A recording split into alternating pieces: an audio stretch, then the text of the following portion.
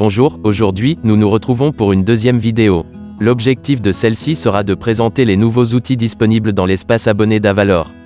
Je vais donc vous montrer comment importer vos liasses manuellement par l'espace abonné. Une autre vidéo suivra afin de vous montrer comment effectuer vous-même vos retraitements. Si vous souhaitez vous abonner, je vous invite à rester jusqu'à la fin de cette vidéo où je vous présenterai nos tarifs. Je commence directement sur mon compte. Pour importer soi-même ses liasses fiscales, je clique sur Lancer une nouvelle évaluation. J'ai alors plusieurs possibilités. Je peux rechercher des entreprises par des critères que je définis moi-même.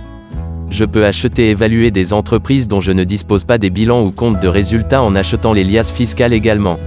On peut y voir figurer que je suis abonné et que je peux encore acheter les liasses fiscales pour effectuer 5 évaluations. Ce qui nous intéresse le plus aujourd'hui se trouve ici. Si je possède les comptes d'une entreprise à évaluer, je n'aurai plus qu'à les rentrer sous les deux formats acceptés par notre algorithme. Il faut alors télécharger soit la liasse 2033 ou 2050 au format Excel en cliquant juste ici. Quand je complète le Excel, il faut bien veiller à ce que plusieurs cases soient bien remplies. Je dois correctement saisir le numéro SIRET, le code APE, ainsi que l'année de l'exercice saisi, tout comme la durée de l'exercice en mois. Si ces informations sont incorrectes, cela risque de générer un problème au niveau du fonctionnement de l'algorithme. Je complète alors le fichier en renseignant les valeurs dans les cases correspondantes. Par exemple, je rentre le montant brut de mes terrains dans la case AN. Pour importer le fichier que je viens de saisir, il faut que je clique sur Choisir un fichier. Je sélectionne alors le fichier que je viens de compléter manuellement. Une fois le fichier chargé, je clique sur Valider. Attention, la valorisation n'est possible que si 2 années minimum sont renseignées. Je vérifie que ces 3 informations ici sont correctes, puis, je clique sur Importer le bilan. Si je dois importer d'autres bilans, je clique ici. Dans mon cas, il ne manquait que l'année 2019 pour procéder à une valorisation actualisée. Notez bien que tout import de bilan privé sera visible seulement dans votre compte.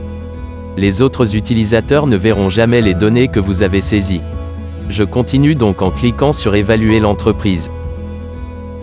Je vérifie qu'il s'agit de la bonne entreprise, que le code APE correspond bien, et poursuis en cliquant sur ce bouton.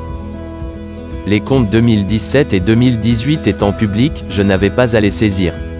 On peut voir que l'exercice 2019 a été saisi de manière privée. J'ai la possibilité d'acheter un pack de valorisation ou alors seulement pour cette entreprise.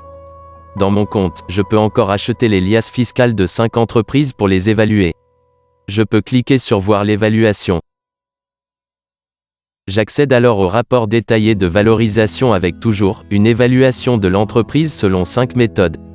Vous pouvez découvrir un exemple de rapport de valorisation avec les explications sur notre première vidéo, le lien est dans la description.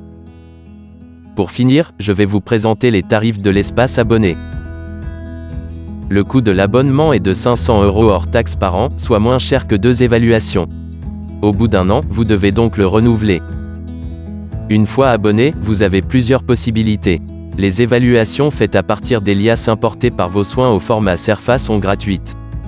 Vous avez donc la possibilité d'effectuer des retraitements en illimité. Pour les évaluations dont vous ne disposez pas des liasses fiscales, l'achat vous coûtera 30 € hors taxe. Nous proposons pour cette situation un pack à 300 € hors taxe qui comprend 10 achats de liasses plus une offerte. Enfin, pour les liasses fiscales à saisir par nos soins, nous facturons 200 € hors taxe. Merci à tous pour le visionnage de cette vidéo, à tout de suite pour la vidéo sur les retraitements.